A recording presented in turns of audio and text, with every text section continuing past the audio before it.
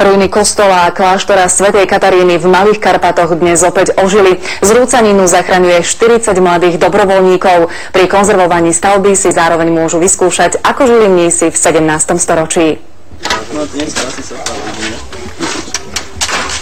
Cieľom tohtoročného letného tábora je oprava 33-metrovej veže kostola. Stavebným prácam dnes šéfoval mních Sidrach, v bežnom živote Bratislavčan Jozef. Podobno vlastne sú ďalší dráby a tí majú jednotlivé pracoviská, kde vlastne riadia tých novicov, ktorí tu sú vlastne prvýkrát. Táto práca je veľmi dôležitá, lebo je to veľmi pekná pamiatka a treba ju zachovať. Kostolné ruiny a zvyšky kláštornej budovy ľudovo nazývané Katarínka boli miestom rušného života mníchov. Dobrovoľníci chcú oprášiť aj jeho zaujímavú históriu. Tuto kedysi dávno sa zjavila údajne svätá Katarína Alexandrijská Jánovi Aponimu, ktorý mal šlachtický pôvod. Je to veľmi dobrá možnosť poznať nových ľudí, ktorí majú aspoň približne rovnaké záujmy. Súčasťou tábora je komplexný archeologický, historický a pamiatkový výskum. Najnovší objav posúva datovanie svätostánku o ďalších 300 rokov dozadu. Sme vykopali gotickú kaplnku, ktorá môžeme povedať, že existovala na tomto mieste určite v 15. storočí. Členovia občianskeho združenia Katarínka plánujú organizovať letné tábory dobrovoľníkov aj ďalšie roky až do úplného zakonzervovania stavby. Dlhodobým cieľom je vybudovať podlažia,